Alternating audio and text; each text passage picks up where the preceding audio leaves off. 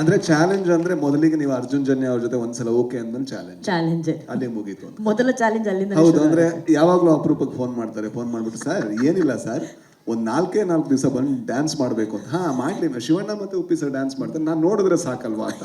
ಇಲ್ಲ ಸರ್ ನೀವು ಮಾಡ್ಬೇಕು ಅಂತ. ಕಳ್ಸಿ ಸರ್ ಸ್ಟೆಪ್ಪು ಅಂದ್ರೆ ಮನುಷ್ಯ ನೋಡಿ ಮತ್ತೆ ಊರು ಬಿಡ್ಬೇಕು, ಅಡ್ರೆಸ್ ಬರೆದು ಇವ್ರ ಹೆಸರು ಬರೆದು, ನಾನು ಊರು ಬಿಡುವುದಕ್ಕೆ ಕಾರಣ ನಮ್ಮ ನಿರ್ದೇಶಕ ಅಂತ ಒಂದು ಹೆಜ್ಜೆ ಹಾಕಲ್ಲ ಅವರು. ಅಂದ್ರೆ ಚಾಲೆಂಜ್ ಏನ್ ಮಾಡೋದು, ಒಂದ್ಸಲ ಒಪ್ಕೊಂಡ್ಮೇಲೆ ಏನು ಮಾಡಕ್ಕಾಗಲ್ಲ. ಬಟ್ ದ ಬ್ಯೂಟಿ ಇಸ್, ನಾನು ಕೇಳಿದೆ ಅಂದ್ರೆ ನಾನು ಈ ಪಾತ್ರವಾಗೇ ಡ್ಯಾನ್ಸ್ ಮಾಡ್ಬೇಕಾ ಅಂತ. ಅಂದ್ರೆ ಈ ಸಿನಿಮಾದಲ್ಲಿ ಒಂದು ಪಾತ್ರ ಇದೆ, ಎಲ್ಲಾ ಪೋಸ್ಟರ್ಲು ನೋಡಿ ಓಡಿಸ್ತಾ ಇದ್ದಾರೆ, ಅಂದ್ರೆ ಅದು ನಾನು ಅರ್ಜುನ್ ಜನ್ಯ ಅವರಿಂದ ಓಡ್ತಾ ಇರೋದು. ಸೊ ಇದ್ರಲ್ಲೂ ಅಷ್ಟೇ, 1.5 ದಿವಸ ಓಡಿಸಿದ್ರು, ಫಸ್ಟಿಗೆ ಓಡಿಸಿ ಆಮೇಲೆ ಕೊಂಡಿಸಿದ್ರು. ದೇವ್ರದ ಇದನ್ನು ಲಾಸ್ಟಿಗೆ ನನಗೇನು ಕಂಫರ್ಟೇಬಲ್ ಆಗುತ್ತೆ ಅದೇ ಸ್ಟೆಪ್ ಹಾಕೋಕ್ ಬಿಟ್ರು. ಐ ಥಿಂಕ್ ಇದೆಲ್ಲ ಕಾಮಿಡಿ ಸೈಡಿಗೆ ಇಟ್ಟರೆ ನನಗೆ ನಾನು ಕೆಲಸ ಮಾಡ್ತಾ ಇರುವಂತಹ ಪ್ರಾಜೆಕ್ಟ್ಗಳಲ್ಲಿ ತುಂಬ ಕಲಿಯೋಕೆ ಸಿಕ್ಕಿರುವಂತಹ, ತುಂಬ ತೊಡಗಿಸ್ಕೊಳ್ಳೋಕೆ ಸಿಕ್ಕಿರುವಂಥ ಒಂದು ಪ್ರಾಜೆಕ್ಟ್ ಅಂದರೆ ಅದು 45. ನನಗೆ ಈ ಸಿನಿಮಾ ತುಂಬ ಇಂಪಾರ್ಟೆಂಟ್, ಯಾಕಂದರೆ ನಾನು ರಮೇಶ್ ಅಣ್ಣನ ಹತ್ರನೂ ಹೇಳ್ತಾ ಇರ್ತೀನಿ, ಯಾಕಂದರೆ ಇದು ನನಗೆ ಕನ್ನಡಕ್ಕೆ ಒಂದು ಒಳ್ಳೆ ಸಿನಿಮಾ ಆದರೆ ಸಾಲಲ್ಲ, ಭಾರತಕ್ಕೆ ಒಂದು ಒಳ್ಳೆ ಸಿನಿಮಾ ಆಗ್ಬೋದು, ಅದರ ಕ್ಷಮತೆ ಇದೆ ಇದಕ್ಕೆ. ಸೊ ಅದು ಆ ಲೆವೆಲ್ ತನಕ ಹೋಗಬೇಕು. ನಾನು ಯಾವಾಗಲೂ ಹೇಳ್ತಾ ಇರೋದು, ಯಾವಾಗಲೂ ಫೋನ್ ಮಾಡಿ ಅವ್ರಿಗೆ ತೊಂದರೆ ಕೊಡ್ತಾ ಇರ್ತೀನಿ, ಇದು VFX ಎಲ್ಲ ಚೆನ್ನಾಗಿ ಆಗ್ತಾ ಇದೆಯಾ, ಇದು ಸಾಂಗ್ ಎಲ್ಲ ಚೆನ್ನಾಗಿ ಬರ್ತಾ ಇದೆಯಾ, RR ಎಲ್ಲ ಚೆನ್ನಾಗಿ ಬರ್ತಾ ಇದೆಯಾ. ಈ ಸಿನಿಮಾಗಿರೋ ದೊಡ್ಡ ಅಭಿಮಾನಿಗಳು ನಾನೊಬ್ಬ. ಅಂದರೆ ಇದು ಒಳ್ಳೆ ಸಿನಿಮಾ ಆಗಬೇಕು ಅನ್ನೋದಷ್ಟೇ. ಇದರಲ್ಲಿ ನಾನು ಈಗ ಸಾಂಗಲ್ಲೇ ಶಿವಣ್ಣ ಬರ್ಬೇಕಾದ್ರೆ ವಿಸಿಲ್ ಹೊಡಿತಾ ಇದ್ದೆ, ನನಗೆ ಇದರಲ್ಲಿ ಶಿವಣ್ಣ ಬರ್ಬೇಕಾದ್ರೆ ವಿಸಿಲ್ ಹೊಡಿಬೇಕು, ಉಪ್ಪಿ ಸರ್ ಬರ್ಬೇಕಾದ್ರೆ ವಿಸಿಲ್ ಹೊಡಿಬೇಕು. ಸೊ ಇದು ನನಗಿರುವಂತಹ ಒಂದು ದೊಡ್ಡ ಕುತೂಹಲ. ಆ ರೀತಿಯ ಮೂಮೆಂಟ್ಸ್ ಕೂಡ ಇದೆ.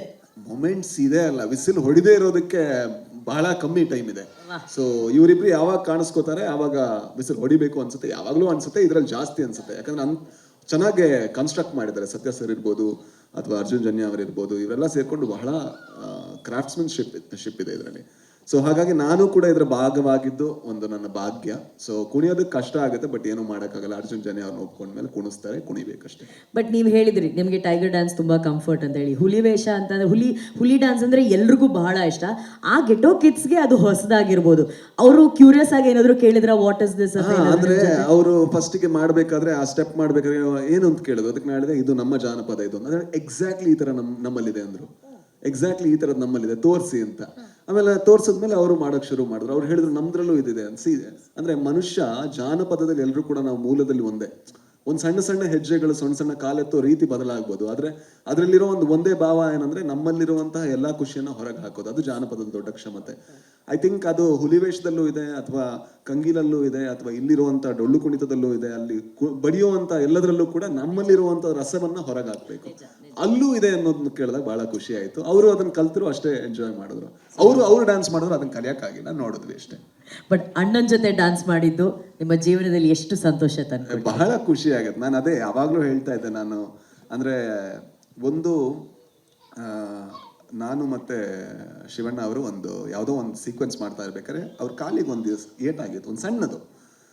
ಬಟ್ ನಾನು ನೋಡಿದ್ದೀನಿ, ಅಂದ್ರೆ ನಾವು ನಟರು ಎಷ್ಟು ಸೆನ್ಸಿಟಿವ್ ಇರ್ತೀವಿ, ನಾವು ಎಷ್ಟು ಅಟೆನ್ಷನ್ ಸೀಕ್ ಮಾಡ್ತೀವಿ. ನಾನು ಹೇಳಿದೆ ಅವ್ರ ಜೊತೆ ಕೆಲಸ ಮಾಡೋದ್ರ ಹತ್ರ ಹೇಳಿದೆ, ಅವ್ರ ಕಾಲಿಗೆ ಸ್ವಲ್ಪ ಏಟಾಗಿದೆ, ಏನಾದರೂ ಮಾಡಿ ಸ್ವಲ್ಪ ಇದು ಹಾಕ್ತೀರಾ ಅಂತ. ಹತ್ರ ಹೋದ ತಕ್ಷಣ ಹೇಳಿದ್ರೆ ಇದು ಮಾಡಬೇಡ ಹೋಗು ಅಂತ. ಯಾಕೆಂದ್ರೆ ಅಷ್ಟು ಅಟೆನ್ಷನ್ ಒಬ್ಬ ನಟನ ಮೇಲೆ ಬಂದ್ರೆ ಅಲ್ಲಿ ಕೆಲಸ ನಡೆಯೋದಕ್ಕೆ ಬೇರೆಯವ್ರಿಗೆ ತೊಂದರೆ ಆಗುತ್ತೆ. ಒಬ್ಬ ಯಾವತ್ತೂ ಕೂಡ ಅಷ್ಟು ಅಟೆನ್ಷನ್ ಇದು ಮಾಡಬಾರ್ದು. ಅವ್ನು ಕೆಲಸ ಮಾಡಬೇಕು, ಅವನು ಸೈಡಿಗೆ ಹೋಗ್ಬೇಕು. ಅದನ್ನ ಹೇಳಲ್ಲ ಅವರು. ಕೆಲವರು ಮಾತಾಡ್ತಾರೆ, ಕೆಲವರು ಅದನ್ನ ನಡ್ಕೊಳ್ತಾರೆ. ಐ ಥಿಂಕ್ ಅಣ್ಣ ಅವರ ಮನತನದಲ್ಲಿ ಆ ನಡ್ಕೊಳ್ಳುವಂತ ಗುಣ ಇದೆ. ಅದನ್ನ ನಾನು ಕಲ್ತಿದ್ದೀನಿ. ಅಂದ್ರೆ ಕಲ್ತಿಲ್ಲ, ಅದನ್ನ ನೋಡಿದ್ದೀನಿ. ಕಲ್ತಿದ್ದೀನಿ ಅಂತ ಹೇಳಿದ್ರೆ ದೊಡ್ಡ ಇಲ್ಲ, ನೋಡಿದ್ದೀನಿ ನಾನು. ಜೊತೆಗೆ ಉಪ್ಪಿ ಸರ್, ಅಂದ್ರೆ ಅವ್ರ ಜೊತೆ ನಾನು ಅವರ ನಿರ್ದೇಶನದ ದೊಡ್ಡ ಅಭಿಮಾನಿ. ಅವರ ಪೋಸ್ಟರ್ ನೋಡ್ಕೊಂಡು ನಾನು ಸಿನಿಮಾ ಕಲ್ತವನು. ನಾನು ಕಲ್ತಿದ್ದೀನಿ ಅಂದ್ರೆ ನನ್ಗೆ ಸಿನಿಮಾ ಮಾಡಬೇಕು ಅಂತ ಅನ್ಕೊಂಡವನು.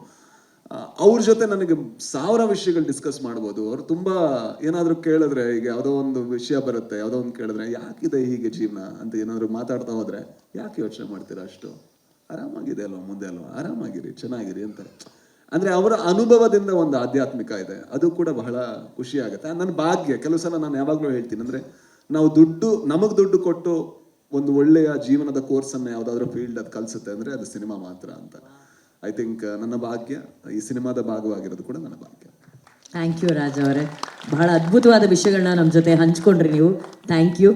ಅಣ್ಣ ಹಾಗೆ ಕಳೆದೋಗ್ಬಿಟ್ರು ನಿಮ್ಮ ಮಾತಲ್ಲಿ. ಹೇಗೆ ನಾವು ಅಣ್ಣನ ಡಾನ್ಸ್ ನೋಡಿ ಸ್ಕ್ರೀನಲ್ಲಿ ನಾವು ಕಳೆದೋಗ್ಬಿಟ್ರು, ನಿಮ್ಮ ಮಾತು ಕೇಳಿ ಅವ್ರು ಕಳೆದೋಗ್ಬಿಟ್ರು.